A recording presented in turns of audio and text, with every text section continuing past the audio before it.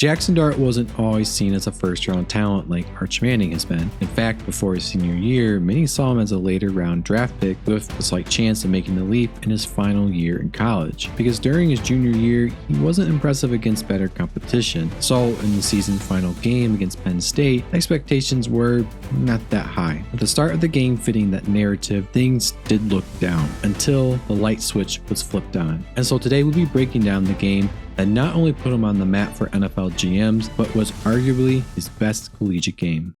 Let's first take a look at what happened at the start of the game. Here we are looking at what appears to be cover 1 man-to-man. Penn State is going to make it look like they're blitzing, which they do with Abdul Carter blitzing and the other linebacker with a delayed blitz. Dart is going to look to his right to see not much available. This outside wide receiver is still going to be his best bet. Meanwhile, Abdul Carter is currently bulldozing over the running back. Jaxson looks to his left to see this and potentially another option. Time is up though, and Dart needs to get rid of it, and does just when he has 3 defenders all over him and throws his ball with it almost getting intercepted. The problem is, on pressures like this, time is clearly everything, and Dart doesn't pull the trigger, which was needed in the first look, but he passed up on that. When he turned to his left, he saw the pressure and needed to get the ball out, even if it was off his back foot, and he really should have thrown this goal ball because it was there from the start. Again, this was from the first quarter, and the second quarter is exactly where he flips the switch. Here we're looking at what appears to be cover 6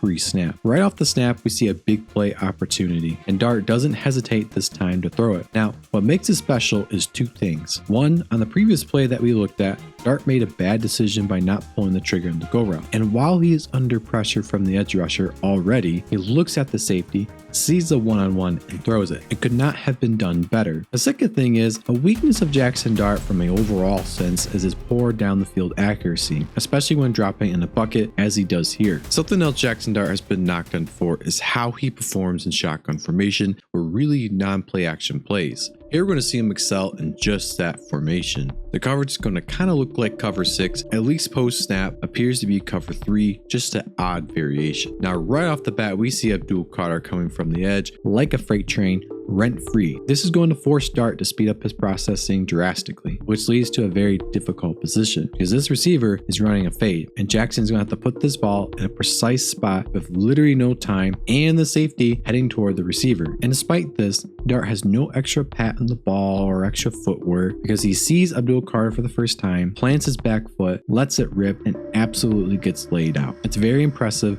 given the narrative of him struggling in shotgun, not doing well under pressure, and it's a high leverage throw. His next one is not flashy or anything spectacular, but it does say something against the idea that he's just a sitting duck pocket passer. The coverage is going to be cover 0 pre-snap, going to some kind of coverage post-snap. Jaxson Dart is going to be instantly pressured from the right side of the line. Now this is going to be because of a failed blocking assignment, or perhaps Dart didn't call the right pass protection. Now either way, Dart's put on what we'll call the Dart move and steps up in the pocket, and while on the run, going forward, he gets rid of it to his running back. It's nothing flashy, but it's those small things that will add up and either make or break a guy, especially for being put into classic mold of a pocket passer who, if they are average, will turn into a pumpkin and take the sack like Sam Darnold or Kirk Cousins. While it's rare to see elite defenses be caught off guard or in confusion, high-level quarterbacks jump at the opportunity while it's there, and we see just that from Jaxson Dart. With the secondary in commotion, Dart takes the snap and immediately goes to throw this to the outside, with the safeties playing far too shallow and nowhere where they should be.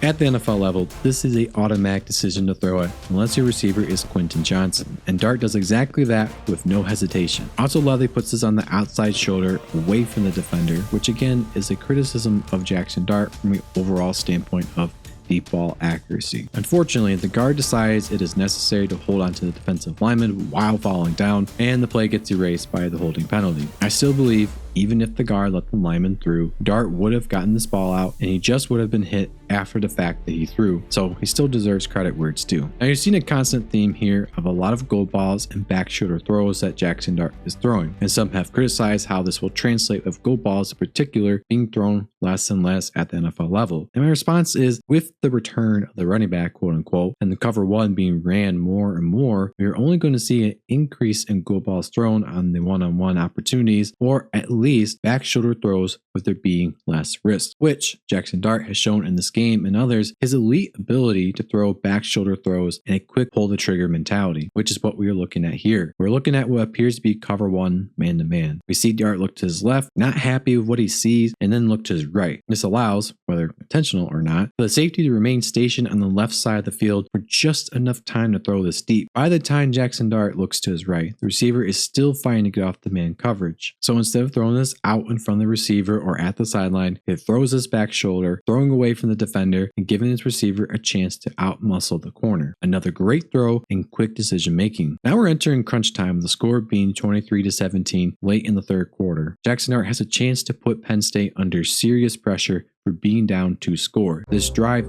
is critical. The coverage seems to be another cover one variation. A lot of cover one. Dart is going to fake this handoff, and in the midst of doing so, he immediately looks to his left to the receiver, having a chance of getting an edge on the corner with his speed. And what becomes of it is not much, as the receiver couldn't hold on to the ball. I would still argue though that Dart threw this ball perfectly with good velocity and good placement. It's just one of those low percentage plays. He still deserves credit for that. Now this leaves us with it being 3rd and 9, with pressure being put on, with the coverage being cover 0, a overload blitz. This will be an insane amount of pressure on Dart if they truly come. We see Jaxson changing most likely the play or perhaps the protection, but we will see how this goes. Dart moves to his read swiftly, with pressure flying down untouched from both sides. Now Dart needs to create separation, which is appropriate here. And as he does, you'll notice the running back slipping through the pocket, and Dart, while going backward, throws a surprisingly accurate jump ball to his running back by creating just enough time moving backwards. And with the safety closing in, the running back nabs this ball and dives in for the touchdown. I guess those dumb QB training clips of random jump throws are somehow meaningful. Now you thought we were done,